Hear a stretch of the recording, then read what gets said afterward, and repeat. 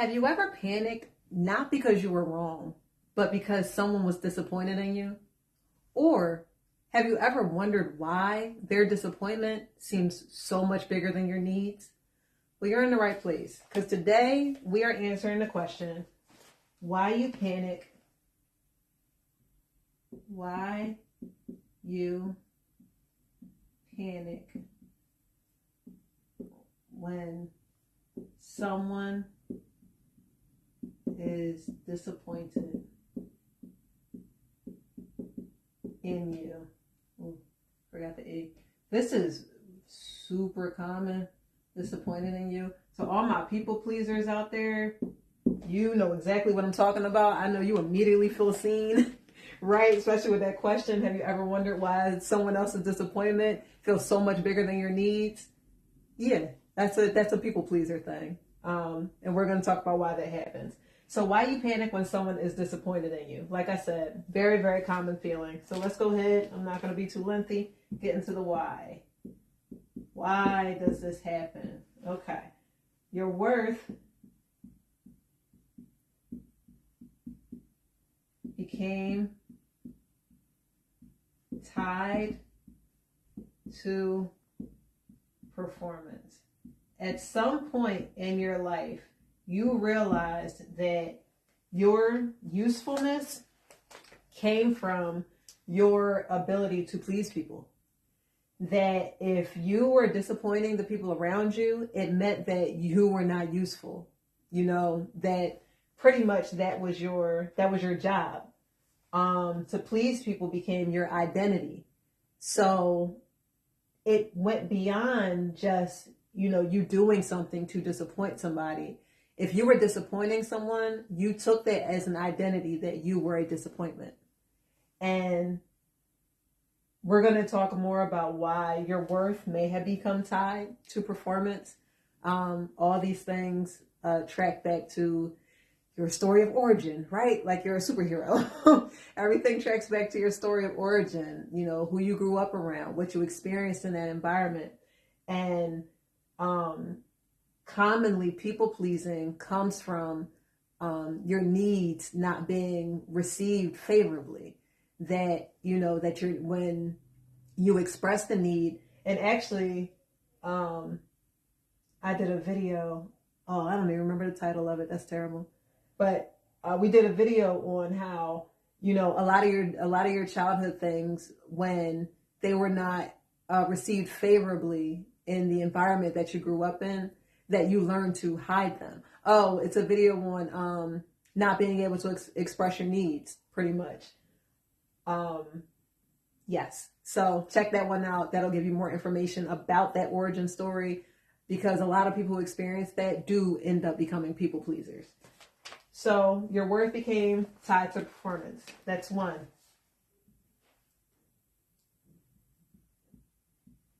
Conflict triggers attachment fear. When you are not pleasing someone, or someone is disappointed in you, you feel like their disappointment is going to cause you to be detached from them. And again, that may have been your experience in your childhood. You may have been met with that invalidation, and you may have been met with that dismissal or disconnection, which disconnection, I know that some people use it as a tool, and there are times where you do need to disconnect in a healthy manner, but for a child, it needs to be in a way that is planned so that they understand that your disconnection is not because of who they are. That your disconnection is not a result of them being too much for you to handle, because it teaches them not to emotionally regulate. It teaches them to suppress their feelings so that you never actually know how they feel. They began to hide it. So conflict, they fear disappointing you because they feel like a conflict between you guys means that they're going to lose you, means that you are going to detach from them. So that's one reason why you panic when someone is disappointed in you. You feel like if they're disappointed in you, then they're going to leave you. Here's another reason. You learned disappointment, and this is going to kind of go with what I just said. It expands on it. You learn that disappointment meant is horrible. I want you to this to be legible so you guys can take it in. You learn disappointment meant emotional unpredictability. There we go. Maybe if I turn it sideways, it'll be a little easier. So, you learn disappointment meant emotional unpredictability. What does that mean? You learn that if you disappoint someone, that they may, again, detach from you, that they may give you the silent treatment, that it may cause a feeling of tension in the house. You have to start walking on eggshells. So essentially, when you did not do something that somebody wanted, because that's how you disappoint somebody, right? They ask you to do something and you don't do it. That's not always how you disappoint somebody. Sometimes, it could be through your, you could disappoint maybe one of your caregivers by doing something that is not of good character, right? You could steal something and that'd be disappointing. But that's more of a healthy disappointment in the way that it allows you to look at your behavior. But it also could be that, your parent asks you to do something that could be not beneficial to you, right? They could ask you to borrow a lump sum of money that that you really don't have, and they make you feel bad when you don't do it. They show a level of disappointment in you in order to manipulate you into trying to do it. So you could have grown up, like that. And a lot of times, if you're a people pleaser, you did grow up like that. You grew up, you were in a sense conditioned to be more mindful of how your caregiver felt than you were about staying true to who you are. So it could be something as simple as, I don't want you to dress this way. I'd rather you dress this way. And when you dress the way that you really want, I behave in a way. I give you the silent treatment, or I make rude comments about you because I don't like, I don't like what you're wearing. So if you have learned that, you learned that disappointment meant emotional unpredictability. Maybe disappointment meant that somebody would speak unfavorably about you, like just kind of talking smack, behind your back, or not even behind your back, maybe to your face, like just making you feel bad about the decision that you made in order to manipulate you into making a decision that they more so would want you to make. That may have been something that that you experienced. So it impacts the why you panic when someone is disappointed in you, because all this negative emotional stuff could be coming right behind it, that you have to experience it, and it just makes things uncomfortable. So, and this is a good one because I feel like it does go with that other disappointment that I mentioned, like the disappointment of, say you went out and stole something and your parents found out and they were just disappointed in what you did because it was more, character based than it was like, I don't like your shirt type of thing. Like it makes more sense as to why, they would be disappointed. This one goes with it.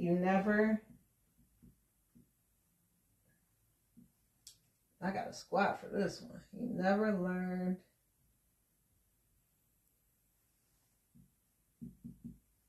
disappointment. And I hope you can see this, love. You never learned that disappointment can coexist with, this is with, I just put a slash, with love.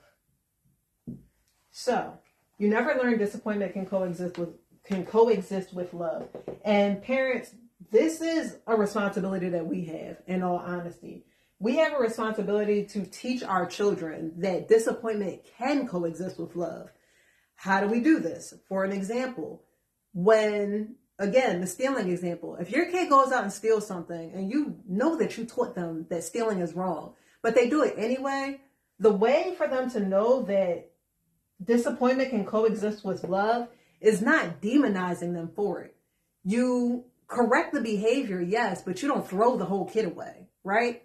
It's still reminding them that mistakes happen and we learn from our mistakes, and they really have a responsibility to decide who they want to be in the world. And do you really want to be a person that people can't trust because you're a thief? No, you don't want it. You don't want to be that person. But you are able to communicate that in a way that shows and reinforces that you still love them. Even through their mistakes, you still love them. So it is our responsibility as parents to make sure our kids understand this, to make sure that our kids can use disappointment as information, at least that type of disappointment. Like I said, the other disappointment can be manipulative, and that's a different environment that we're talking about. But teaching them that disappointment and love can still coexist, that their mistakes do not make them unlovable. Just because I'm disappointed in something that you did does not mean that I'm disappointed in who you are as a person, right? Because you're a person that's learning and you're growing. So that's something to be mindful of, as a parent, when we think about our disappointment and we think about just throwing, that word around. That word does have an impact. And you never want your kid to be so afraid or panic when they've disappointed you, because that means that they're not a person in the world willing to make mistakes, which also the flip side of that is they're not a person in the world willing to try new things. So that is, those are the whys. You may experience this. And if you are a person who panics when someone is disappointed in you, and you grew up in one of those environments that we're talking about where disappointment was used as manipulation, then it's really a nervous system response, right? Because we talked about, it's that fear. The conflict triggers attachment fear. It's that fear that someone is going to disconnect from you. Someone that you love is going to leave you if you are not doing what you want. If you are not doing what they want you to do. That is what that feeling is. It's that fear of ultimate disconnection. So we're going to go into the cost of this. Well, first we're going to go into the pillar. On this channel, we look at everything through the whole method framework. The whole method comes with 5 different pillars. The 5 pillars of the whole method are witness, heal, own, love, execute. The whole method is a roadmap to your largest transformation, because it's an opportunity for you to hold a mirror up to your face and really figure out what are the unhelpful patterns that have been holding you back from living the best life that you can live. And again, we look at everything on this channel through the whole method. A lot of things in this channel only touch the first 2 pillars, which are witness and heal, because this channel is about awareness. This channel is about orienting people to the experiences that they're having, making meaning of the experiences that they're having. I am a person that believes that life is not random and people aren't just doing things for no reason, that behavior has a meaning. And when we get better at understanding what our behavior means, we have a far better chance of living the life that we want to live, because we can understand the reason why we're doing what we're doing. So the first 2 pillars, like I said, they're about awareness. It's witness and heal. And that is what this question falls into as well. Witness and heal. Because in the witness pillar, we're going from chaos to awareness within the mind. A lot of chaos exists in the mind because it's the absence of awareness. It's the absence of making sense about what is actually happening in your experience. And that panic, the panic exists in the mind and in the body. And witness deals with that. Heal is burdened to understanding. Why are people typically burdened?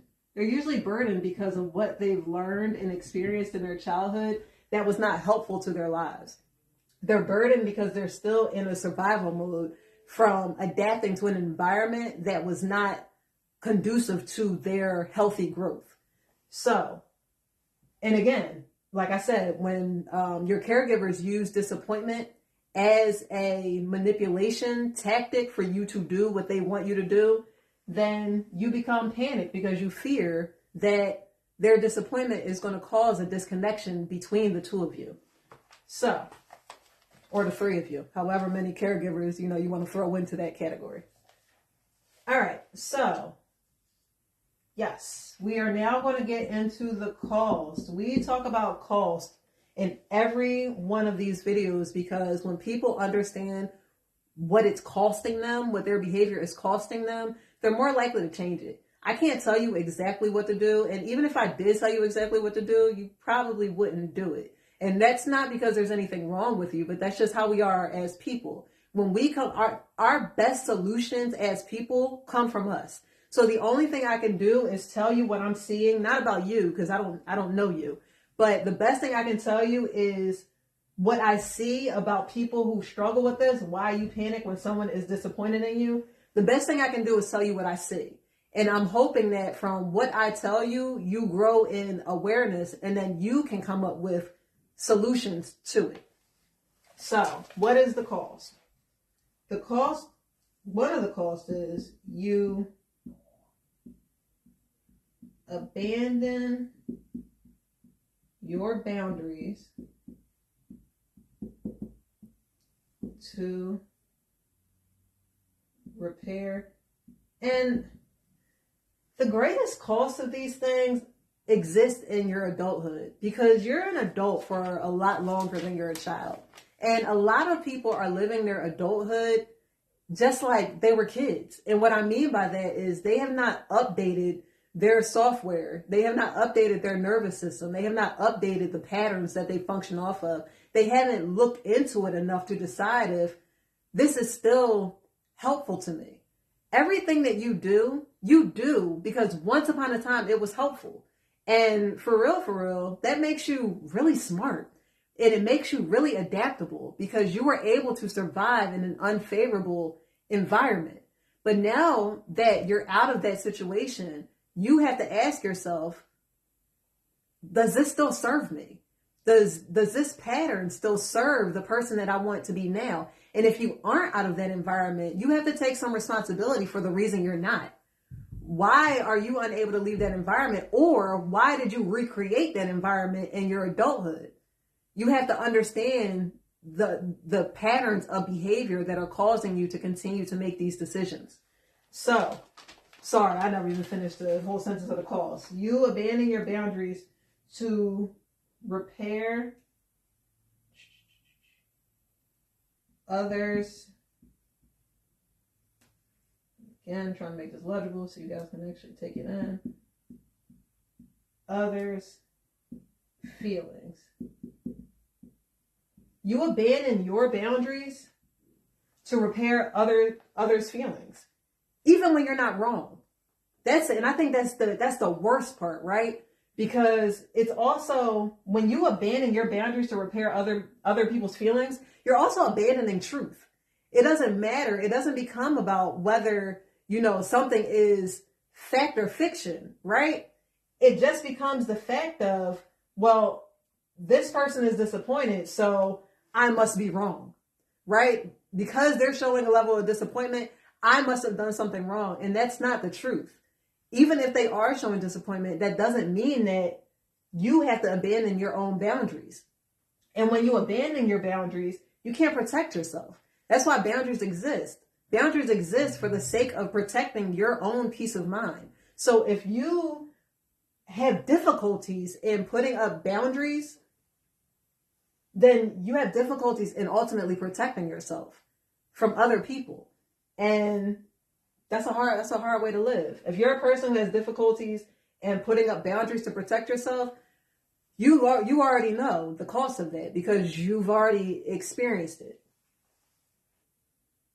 So that's one cost. Again, I've said it many times on this channel. If you are abandoning yourself for somebody else, who is looking out for you? Somebody else is not abandoning themselves to make sure that you're okay. That's your job. You cannot leave the post of your own life to make sure somebody else is okay.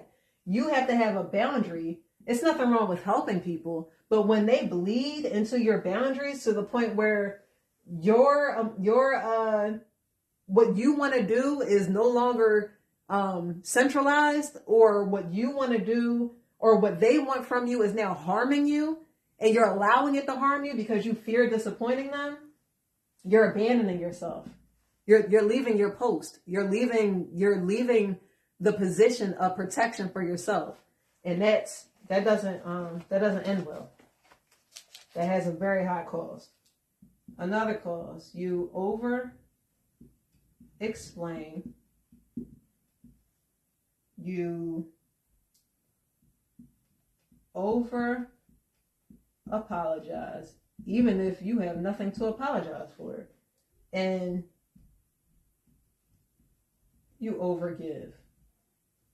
You give so much out of fear that somebody is going to be angry with you and that they're going to disconnect from you.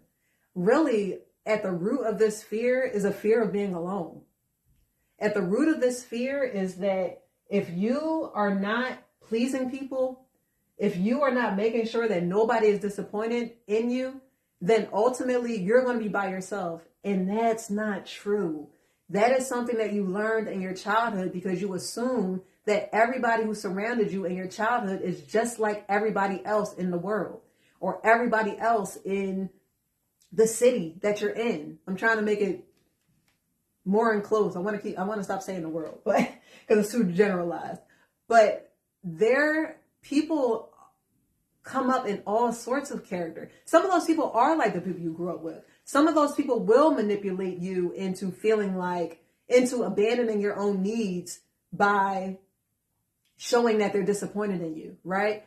Well, if I act disappointed, then they'll ultimately give me what I want. There are people other than the people you grew up with who will make you feel that way. But there's a lot of other people who won't. There's a lot of other people who are emotionally mature enough to hear your no. There's a lot of people who are emotionally mature enough that even if they are disappointed because they didn't get what they want, they don't throw it back at you. You don't have to pay for their disappointment. They're not, giving you a silent treatment. They're not making you walk on eggshells. They're not making you pay for doing what you want to do. There's a lot of those people as well. You got to be brave enough to find them though. So you over explain, you over apologize, even when you have nothing to apologize for, and you overgive. Over explain. You don't know how to stand in a decision without trying to justify your decision. You don't have to justify your decision to anybody. You should justify your decision to a life partner. Your spouse, you should justify your decision to them because you guys are in partnership. That's a different level of relationship. But to even a friend, you don't have to justify your decision to a friend. You may want to talk to them about it, but if they are like demanding for you to answer for something that you did, you don't owe them an explanation. Now, they may be trying to gain clarity around what you did. If they love you and they feel like what you did may have hurt you, yes, that's one thing. But if they're trying to hold your feet to the fire about something that you did, you don't owe them an explanation. You definitely don't owe a stranger an explanation, right? You don't need to over-explain yourself for a boundary that you decided to keep. All they need to know is the boundary. Either they want to follow it or they're not. You don't need to explain why you have put a boundary up. It's not necessary. You don't have to over-explain. You don't have to over-apologize for something that you did for the good of you. You don't have to apologize for putting yourself first. It's not necessary because the people who truly love you, they will encourage you to put yourself first, just like you will encourage them to put themselves first, because that is a healthy interdependent relationship. Nobody should have to fall by the wayside, or nobody should have to, abandon their own needs in order to be in relationship. That's not a healthy relationship. And you shouldn't have to overgive to a person in hopes that they won't leave you. That's not healthy relationship. If you are coming in contact with these people who make you do this, you should really have a conversation with them about it. I know that takes some courage, but if you really care about the relationship, you should have a conversation about it and tell them this is how you feel. And if they can't respect it, then they got to go. And I know that may hurt, but I guarantee you, your life will become so much better when you are not carrying this level of burden around your relationships.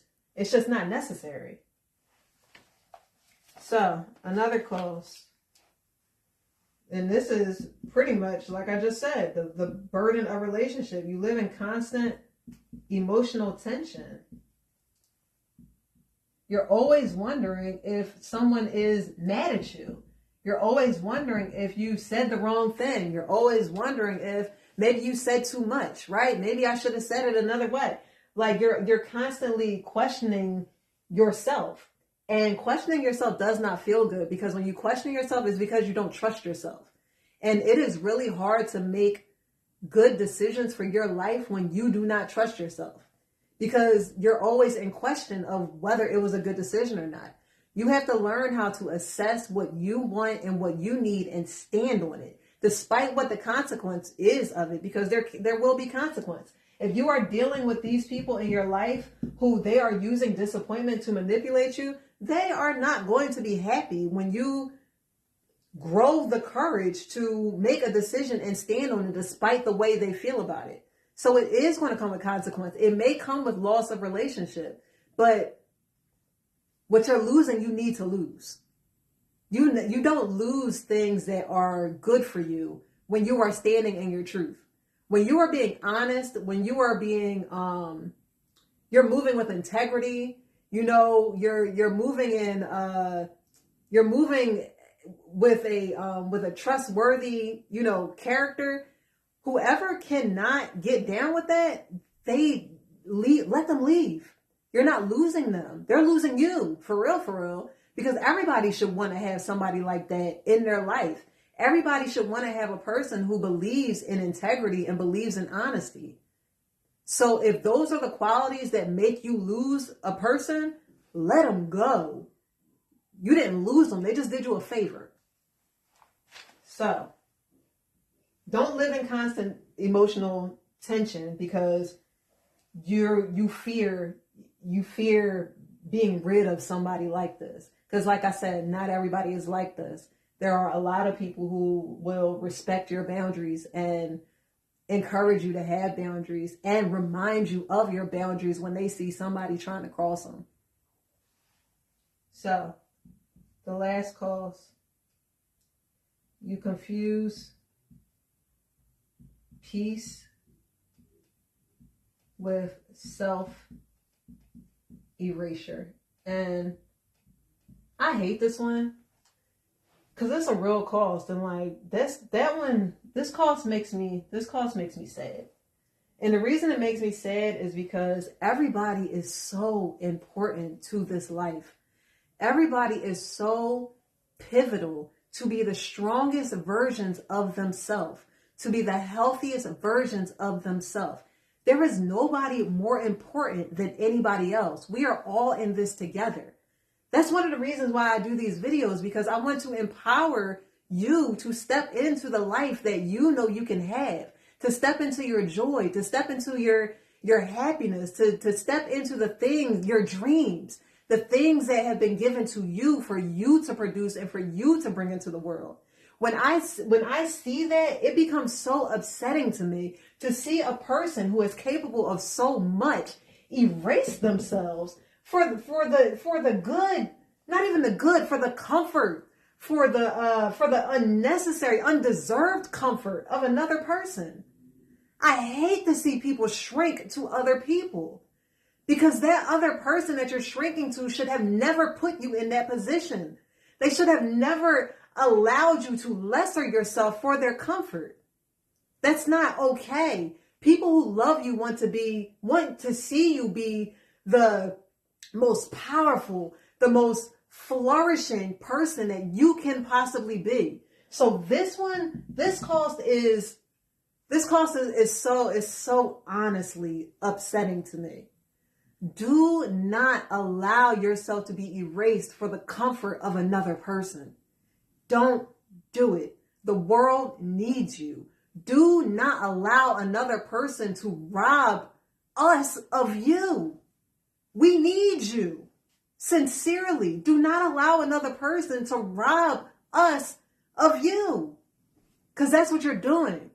You're allowing them, they're robbing us, right? Because we're not here to serve ourselves. We're here to serve one another. So if you are not showing up fully, because you're shrinking for somebody else, you're shrinking to keep somebody else feeling comfortable, I'm not being served by you. You may have something that I need right now, and I'll never get it because you're so busy erasing yourself for the comfort of somebody else. Don't do that. Don't rob me like that, right? Don't rob society like that because you have something that only you can do. You have to show up and get that thing done. Somebody who loves you, they will remind you of that and they will cheer you on. They will never allow you to erase yourself for their comfort. Don't confuse peace with self-erasure. Don't confuse somebody else's comfort with your peace. Because yes, those two things can coexist. You can be peaceful and they can be comfortable. But the minute that your peace ends because of something that they're doing and they cannot accept that, they care more about their comfort than they do about your emotional distress, then our peace and your comfort can no longer coexist. They can't. They can't coexist anymore. And you have to be that courageous and that willing to leave, that willing to make decisions for your peace. If this resonated with you and you're like, cool, how do I get it done? Like, I hear what you're saying. I don't want to rob you of my gifts, my God-given gifts and talents. I don't want to do that. I don't want to rob you because I'm so busy trying to keep somebody else, comfortable at bay. If you feel that way and you're trying to figure out, well, where do I start? Please come join my school community. My school community is Living Whole. It's on the school platform. The link is in my YouTube description. In that community, we do a deep dive into the whole method and how the whole method can transform your life. And when you go through the whole method, you can begin to unpack the different things that have caused you to feel this way. You get the opportunity in a guided way to rewire your nervous system from childhood experiences and step into the greatest, most aligned life that you can possibly live. Because I want your gift. Not want it for myself. I want to be a beneficiary of your gift. It's here for a reason. The world will be a better place once you get it out. Don't disappear. Don't erase yourself. So again, join my school community. The link is in the description. If you just enjoy having conversations like these to better understand yourself, hopefully it raises awareness for you so you can come up with your own solutions if this is something that you're struggling with. Please like and subscribe to the channel because there are more conversations around this and we ask, relatable questions and unpack them about something you may be going through. Like and subscribe to the channel. And if you are just looking for more conversations around mental health, join me on social media. I am on Instagram at Talk Therapy on the Go, and I am on TikTok at Talk Therapy on the Go. I hope this helps you. I hope this serves you. Peace.